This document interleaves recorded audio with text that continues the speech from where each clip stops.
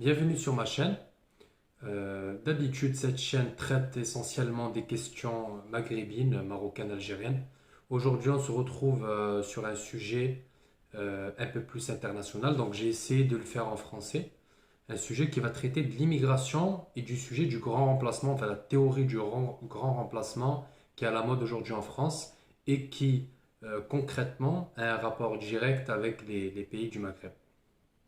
Donc, la théorie du grand remplacement a été médiatisée par un écrivain qui s'appelle Renaud Camus et euh, par Éric Zemmour, le polémiste. Déjà, premièrement, j'aimerais vous dire que cette vidéo n'a pas vocation à être politique. Je ne vais pas défendre tel ou tel parti politique ou telle idéologie. Je ne suis pas là pour ça. J'ai jamais voté, je voterai jamais. Et je suis citoyen marocain de toute façon. Même si je suis né en France, moi je me considère marocain, mais ça c'est encore une autre question. Je vais juste vous donner mon avis en tant que musulman, personne qui a habité un petit moment en France, donc qui a un regard, on va dire, différent de ce qu'on connaît à la télévision et dans les médias. Je vais parler en général, je vais donner mon avis sur le grand remplacement et sur l'immigration. Déjà, pour commencer, j'aimerais dire que pour moi, l'immigration, c'est une catastrophe et vraiment quelque chose de mauvais. Je comprends même pas pourquoi on dit que l'immigration est une chance. C'est-à-dire que c'est un slogan de gauche. J'ai rien contre la gauche. Moi. C'est pas la question encore une fois. Je suis vraiment voilà, je suis gêné parce que j'ai pas envie de faire de politique, mais bon, c'est un sujet qui est éminemment politique. Pour moi, l'immigration n'est pas une chance, c'est une malchance, c'est un cancer, c'est une maladie. L'immigré, il abandonne son foyer, il abandonne son histoire, il abandonne sa culture, il abandonne son peuple, son pays, son continent, sa civilisation, sa religion, etc. Moi, je pense que l'immigré, j'en suis sûr, même l'immigré n'est pas heureux de venir en France ou en Europe. L'immigré vient en Europe parce qu'il n'a pas le choix, parce que dans son pays, c'est la pauvreté, c'est la misère, etc. Bon, après là, j'enfonce des portes ouvertes. Souvent au péril de leur vie, ils traversent la mer dans des embarcations de fortune, etc. Cette douleur, cette douleur de quitter leur culture, leur histoire, etc., les descendants d'immigrés ne la connaissent pas. C'est-à-dire que les enfants d'immigrés, les descendants d'immigrés, connaissent pas cette douleur et cette nostalgie qu'ont leurs parents de leur pays d'origine. Ces parents, c'est ces mêmes parents qui, pour la plupart, 99%, moi je parle en tant que Marocain et des gens que je connais, la plupart des anciens, quand ils atteignent la retraite, ils vont finir leur retraite au Maroc. C'est-à-dire que la France leur a permis de mettre un peu d'économie de côté, ils vont finir leur retraite au Maroc. Moi je pense pas, et d'ailleurs on le voit, les descendants d'immigrés ne souhaitent pas euh, retourner dans leur pays dès qu'ils ont atteint leur retraite. Donc cette douleur, cette nostalgie quand leurs parents, ces jeunes immigrés ou ces moins jeunes immigrés, première, deuxième, troisième génération, ne connaissent pas cette douleur. Donc moi, après, je suis un cas exceptionnel parce que moi, j'ai grandi à cheval entre le Maroc et la France, donc j'ai beaucoup connu le Maroc, donc c'est pour ça que je me considère comme marocain. Mais vu que 99% de ces descendants d'immigrés n'ont jamais connu le pays, ben, ils ne se considèrent pas comme de ce pays, c'est tout à fait logique. Euh, Deuxième point, les parents, qui sont pour la plupart analphabètes et pour la plupart pas très cultivés parce qu'ils viennent de milieux ruraux, ne connaissent que très peu leur histoire. C'est-à-dire que même s'ils ont la nostalgie de leur pays, ils connaissent très peu leur histoire, leur culture. Donc ils vont pas transmettre un fort bagage identitaire à leurs enfants. C'est-à-dire qu'il ne faut pas se leurrer. Les habitants, les descendants d'immigrés et même leurs parents en France et en Europe ne connaissent que peu de choses sur leur histoire et sur leur origine. Donc en fait, ça crée un vide identitaire immense chez les descendants d'immigrés. Ça fait vraiment, c'est criant à voir. C'est-à-dire qu'il n'y a qu'à parler avec ses descendants d'immigrés. Encore une fois, moi je suis une exception. Voilà, donc, mais la plupart ne connaissent pas grand-chose de leur histoire et c'est tout à fait normal. Cette ignorance que ces jeunes ont de leur histoire est aggravé par le sentiment qu'ils ont de ne pas appartenir à la nation française ou à la nation belge ou à la nation espagnole. Et c'est encore plus grave, c'est-à-dire que même avec tous les efforts du monde, ils ne se sentiront pas français ou pas belges, etc., etc. Comment ils peuvent, comment le contraire peut arriver, j'ai envie de dire. Euh, c'est simple, personne ne leur a expliqué, par exemple, on prend l'exemple de la France, personne ne leur a expliqué qu'est-ce que c'était que la France, personne ne leur a expliqué l'histoire de France, la culture de France, etc. Euh, comment être français alors qu'ils ne savent même pas qu'est-ce qu'être français. C'est-à-dire que moi, je les trouve bien sympas, le Zemmour a toujours reproché aux descendants d'immigrés de ne pas être français, mais moi je pense que, et ça on va y revenir, je vais parler moi des coupables, parce que on va parler des coupables, on va pas rentrer dans les détails, on va laisser ça pour après, mais je pense que les descendants d'immigrés ne savent pas qu'est-ce qu'être français. Je pense que c'est un point qui est très très important, c'est-à-dire que personne ne leur a expliqué. L'école républicaine qui est censée apprendre à ses enfants à être français ben, se retrouve avec des classes à 80-90% descendants d'immigrés, donc il n'y a pas de mixité ethnique entre guillemets. Euh, on est obligé de baisser, parce que c'est la plupart du temps, on est obligé de baisser le niveau scolaire ou de s'adapter à ces populations. Euh, Quel est le message qu'on envoie à ces jeunes? Ben, on leur envoie le message qu'ils sont différents, qu'ils sont étrangers, même s'ils sont nés en France. Donc, encore une fois, la gauche qui a voulu bien faire, je ne dis pas que la gauche a volontairement voulu stigmatiser ces pauvres gens, mais en voulant bien faire, ben, elle a fini par trop bien faire et trop différencier, trop stigmatiser ces jeunes gens. Voilà, donc pour conclure sur le premier point, sur cette genre d'introduction sur l'immigration, je dirais que l'immigration n'a rien de positif, ni pour les parents, ni pour leurs descendants. Alors à qui la faute? Bah déjà pour moi, donc mon avis, les premiers coupables sont les gouvernements occidentaux et leurs élites. Pourquoi? Car l'immigration a été voulue par ces derniers. L'immigration a été voulue par les élites occidentales, par le patronat, pour faire baisser les salaires et pour profiter d'une main-d'œuvre moins chère, à bas coût, et pour profiter au maximum des années 70, années 60. On ne va pas rentrer dans les détails, après je ne suis pas économiste, ce n'est pas mon domaine. Donc l'immigration a été dans un premier temps un levier économique pour faire baisser les salaires. Donc le souci, c'est que les politiques n'ont rien fait pour intégrer, pour assimiler ces populations. Ils n'ont rien fait. Moi j'ai plusieurs questions. Donc moi j'ai plusieurs questions. Déjà, quand on voit l'état de ces quartiers, etc., pourquoi est-ce qu'on n'a pas fait des quotas? Pourquoi est-ce qu'on n'a pas fait des quotas de familles d'immigrés et de familles non immigrées dans les bâtiments, par étage? Par exemple, pourquoi ne pas avoir mis un plafond de 40% ou de 35% d'occupation de familles d'immigrés, c'est le maximum de 35 à 40%, ben, je dis ça au hasard, pour favoriser la mixité sociale, pour favoriser la mixité ethnique, toujours entre parenthèses, entre guillemets, pardon. Pourquoi ne pas avoir créé des instituts d'intégration et d'assimilation pour les premiers venus, pour les parents? Pourquoi ne pas avoir obligé les parents à suivre des cours pour apprendre l'histoire de France, pour apprendre la culture française, pour apprendre la cuisine française, pour donner envie à ses parents d'aimer la France? C'est tout, c'est simple, c'est des choses simples et c'est des choses qui n'ont pas été faites. Ces parents qui ne savent même pas qu'est-ce qu'une république, ces parents qui ne savent même pas qu'est-ce qu'une nation, qu'est-ce que vous voulez que ces parents apprennent à leurs enfants? Ben, les enfants, ils partent avec un handicap immense. Et encore une fois, c'est la faute aux politiques, c'est la faute aux responsables politiques. Donc, pourquoi ne pas avoir... c'est ça la question en fait. Pourquoi maintenant, il y a beaucoup de personnes qui sont d'accord avec Éric Zemmour, qui ne dit pas que des bêtises, attention. Pourquoi Éric Zemmour, qui condamne et qui se pose la question de pourquoi est-ce que ces jeunes insultent la France, Moi, je ne pense pas que ces jeunes insultent la France. Moi, je pense que ces jeunes ont un problème avec l'autorité. C'est-à-dire que c'est pas la France en elle-même, c'est l'autorité. Parce que la France, ils ne la connaissent pas, ils savent pas qu'est-ce que la France. Ils savent pas qu'est-ce que la France parce que personne ne leur a appris. On revient à ce que je disais tout à l'heure.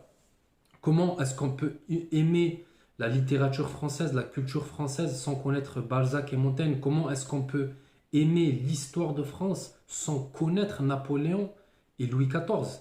Donc, et comment détester la France aussi si on ne connaît pas Louis XIV et Napoléon Bonaparte?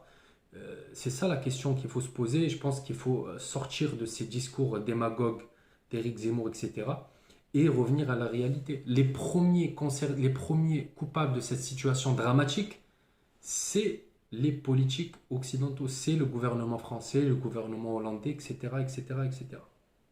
Donc, vous l'aurez compris, les institutions françaises n'ont pas fait le nécessaire pour assimiler ces populations. Ils n'ont rien fait. Ces personnes qui ont fui la misère, ces personnes qui viennent d'endroits où il y avait un fort taux d'analphabétisme, dans les années 60-70, on était au Maroc par exemple à 90% d'analphabétisme. Moi je pense que ces personnes étaient susceptibles de devenir de très bons Français. Moi je pense que si tout aurait été bien fait, je pense que il n'y aurait pas eu il n'y aurait pas eu tous ces problèmes que l'on connaît avec des problèmes d'intégration, d'assimilation. On aurait pu en faire de très bons Français. Pourquoi? Parce que ces gens qui sont venus, ces immigrés étaient vides. Ces immigrés sont venus vides, vides. Ils ne connaissaient ni leur histoire, ils n'avaient pas d'idéologie, ils n'étaient même pas pratiquants. C'est-à-dire que l'islam, la plupart des musulmans en France sont devenus vraiment des musulmans pratiquants, comme on les connaît aujourd'hui, que depuis le début des années 2000. Les années 90, les années 80, les années 70, les années 60, la plupart des gens ne faisaient même pas le ramadan. Alors, il y en a qui vont commencer à crier, etc. Mais c'est la vérité. Ces gens qui sont descendus de la montagne, ils sont arrivés en France. Il n'y avait pas de calendrier, il n'y avait pas de mosquée, il n'y avait rien du tout en France. Il n'y avait pas d'institution musulmane, notamment en province. Donc les musulmans, les immigrés musulmans, dès qu'ils sont venus en France, ben, ils ont fait comme ils ont pu. La plupart ne mangeaient même pas halal parce qu'il n'y avait pas de viande halal. Personne n'avait le luxe d'aller chercher une bête, etc., de l'amener à l'abattoir, de faire le sacrifice. C'était trop compliqué. En Corse, dans le sud-est, dans la région toulousaine, demandez. Il n'y a personne ne mangeait halal. Donc, ces gens étaient susceptibles de devenir français. Il n'y avait pas de barrière culturelle comme Zemmour veut le prétendre aujourd'hui. Ben là, c'est sûr que il y a une barrière qui existe. Pourquoi? Parce que les pays du Golfe, même les pays d'Afrique du Nord, la Turquie a profité a profité du vide de ces gens. Et quand je dis vide, c'est pas méchant, c'est juste je constate un fait pour ancrer une idéologie qui est au service de l'intérêt de ces pays. C'est-à-dire que les frères musulmans sont financés par le Qatar et l'Égypte pour ses intérêts. Le salafisme et le wahhabisme, qui n'ont rien à voir avec la salafia et le Cheikh Abdel Wahhab, qui n'ont absolument rien à voir. Le salafisme moderne actuel, c'est pour soutenir la politique étrangère des Saouds, de l'Arabie Saoudite, et pour asseoir sa domination sur le monde musulman.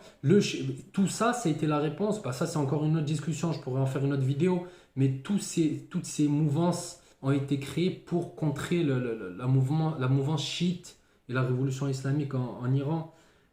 Donc les parents ont été islamisés par des pays étrangers parce que la France n'avait décidé de ne pas les assimiler.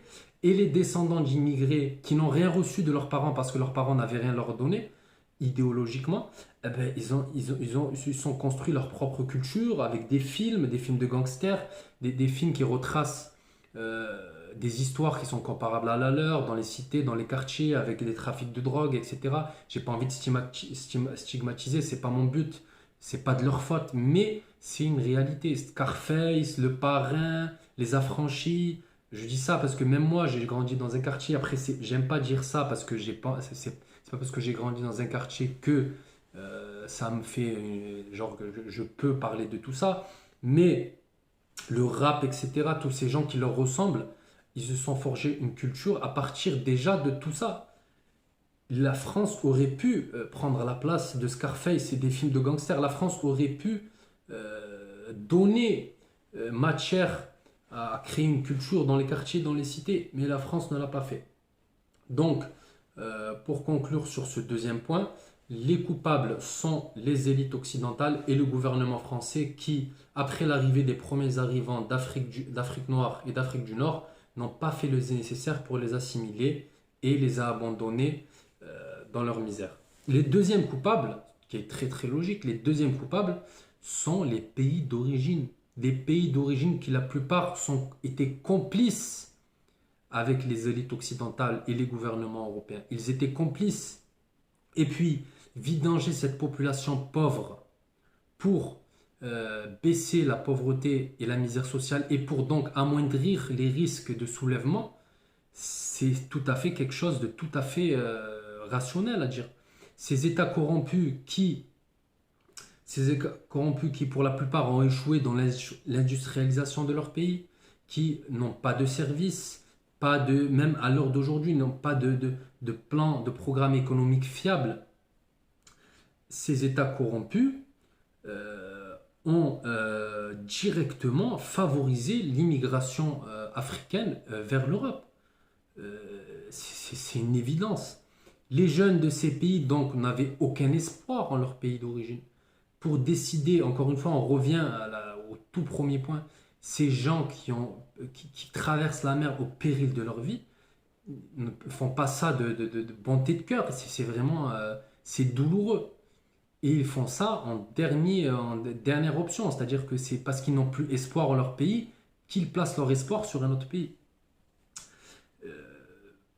Après, j'ai un autre point qui est rarement soulevé, la société islamique. C'est-à-dire que je vais essayer de donner un point que j'ai jamais entendu, je vais essayer de donner une pensée. La société islamique, quant à elle, n'a joué aussi n'a joué aucun rôle dans ce problème. Vous allez me dire, ben, tant mieux, ben non, c'est bien là le problème. L'islam a toujours été vecteur d'unité en Orient et en Afrique du Nord. L'islam, grâce à cette unité, aurait pu influencer le pouvoir, aurait pu améliorer la situation, de ces peuples en Afrique du Nord, en Afrique noire, etc. L'islam a souvent été silencieux, trop silencieux. Et c'est bien là le problème. C'est-à-dire que dans les pays d'origine, les imams et les institutions islamiques forçaient les fidèles. C'est-à-dire que si on ne se soumettait pas au gouverneur, eh ben, on était considéré comme hérétique. Ces mêmes gouverneurs corrompus qui, par leur corruption, poussaient ces jeunes à immigrer. En Europe, c'est là où le bas blesse, en Europe, les imams auraient pu condamner l'immigration, parce qu'il faut condamner l'immigration pour le bien de l'Afrique. Il faut condamner l'immigration. Ces imams en Europe sont restés silencieux et souvent répondant à un appel d'offres, j'allais dire, un appel de la gauche. Ces imams ont toujours loué l'immigration alors que c'est une catastrophe islamique. C'est-à-dire que par l'immigration, énormément de valeurs islamiques disparaissent. Alors j'entends bien les fantasmes de Éric Zemmour et de ses semblables qui pensent qu'il y a des républiques islamiques dans les quartiers, mais il faut comprendre que l'islam disparaît des quartiers. C'est-à-dire que de plus en plus d'adolescents sont de moins en moins musulmans. Il y a de moins en moins de jeunes qui font la prière. Il y a de plus en plus de jeunes qui écoutent de la musique. Il y a de plus en plus de jeunes qui consomment de la drogue, qui vendent de la drogue. Il y a de plus en plus de jeunes gens qui pratiquent, qui ont des rapports avec des femmes et des femmes qui ont des rapports avec des hommes et des hommes qui ont des rapports avec des hommes. Et tout ça n'a rien d'islamique. C'est peut-être laïque, c'est peut-être républicain, mais l'islam est perdant dans l'affaire. C'est-à-dire que les mosquées, en tant que garants de la protection de l'islam, auraient pu appeler par exemple à la liberté de chacun de faire ce qu'il veut ici en France, mais auraient pu condamner l'immigration pour empêcher ces jeunes gens de venir en France et donc de perdre leur islamité par la même occasion. Donc l'islam aurait pu l'islam aurait pu avoir un rôle important dans cette question. L'islam aurait pu influencer les gouvernements pour améliorer la situation économique de ces peuples. Ce qu'on voit aujourd'hui, c'est que l'islam est resté trop silencieux, comme je viens de vous dire. L'idéal, ça aurait été que l'islam soit garant du peuple, que ce soit un islam social, un islam moderne, que l'islam aurait pu être, aurait pu appeler, aurait pu améliorer la situation économique des peuples, pardon. Donc, pour conclure, j'aimerais dire que cette situation, pour conclure sur ces questions, donc vous l'aurez compris, premier point, l'immigration est une malchance. Deuxième point, premier coupable, les gouvernements occidentaux. Troisième point, les pays d'origine et l'islam. Mais quand je dis l'islam, je ne parle pas dans le même sens que l'extrême droite et Éric Zemmour. Je dis l'islam car l'islam n'a pas été social. Elle a été trop au service du pouvoir. Cette situation, dernier point conclusion, cette situation va en s'aggravant car réchauffement climatique et forte natalité en Afrique. C'est-à-dire que même si la natalité baisse ces dernières années, il y a eu une forte natalité dans les années 90 au début des années 2000 et on se retrouve en Afrique du Nord et en Afrique noire avec une population très jeune et pour la plupart, ils veulent immigrer. C'est des populations qui ne souhaitent qu'une seule chose, c'est immigrer. D'un point de vue européen, les États sont saturés, c'est une véritable catastrophe. Et je dis ça en tant que musulman. Se balader dans les rues à Amsterdam ou à Paris ou à Marseille, je suis vraiment désolé. Moi, en tant que musulman, même en tant on va dire, que personne vivant souvent en Europe, en tant que Français, franco-marocain, j'aime pas dire ça parce que je me considère que marocain, mais en tant que franco-marocain, je trouve ça très choquant. Je trouve ça choquant de voir autant d'étrangers en Europe. C'est-à-dire que pour moi, ce n'est même pas pour l'Europe que c'est choquant, c'est pour l'Afrique. Que fait l'Afrique? Eh bien, l'Afrique, elle dort. L'Afrique dort. Et elle dort profondément. Et le réveil, il sera super brutal. Donc, le peuple européen, les pays européens sont saturés. Les populistes, les nationalistes sont en forte hausse, dont Éric Zemmour, c'est semblable. Pour régler cette situation, il faut un islam fort. Il faut que l'islam reprenne le rôle qu'il avait au tout début. L'islam, il a permis de développer l'Afrique. L'islam a permis de développer le Maghreb et l'Afrique du Nord. L'islam a permis de bâtir dans ces pays des choses magnifiques, même si tout n'était pas parfait. Il faut un islam social, un islam moderne, un islam qui soit garant des droits de l'homme et de la République. Il faut qu'en Afrique du Nord et en Afrique noire, des économies fortes. Il faut une meilleure intégration économique régionale dans ces pays. Par exemple, lorsqu'on voit aujourd'hui la situation entre le Maroc et l'Algérie avec cette guerre froide, on se rend compte que ces pays n'apprennent pas de leurs erreurs. Et ça va en s'aggravant. Ça va en s'aggravant. Donc, si on veut sortir de ce problème, il faut faire il faut un islam fort, une Afrique forte. Si tout ça, si on n'arrive pas à valider ces points, la situation s'aggravera et je crains le pire. Voilà. Écoutez, je vous remercie d'avoir suivi cette vidéo. J'espère que j'ai été clair. C'est un sujet sensible. J'espère que vous resterez courtois et respectueux dans les commentaires. N'hésitez pas à vous abonner. J'essaierai de revenir avec d'autres vidéos en français. Sur ce, je vous souhaite une excellente journée et merci.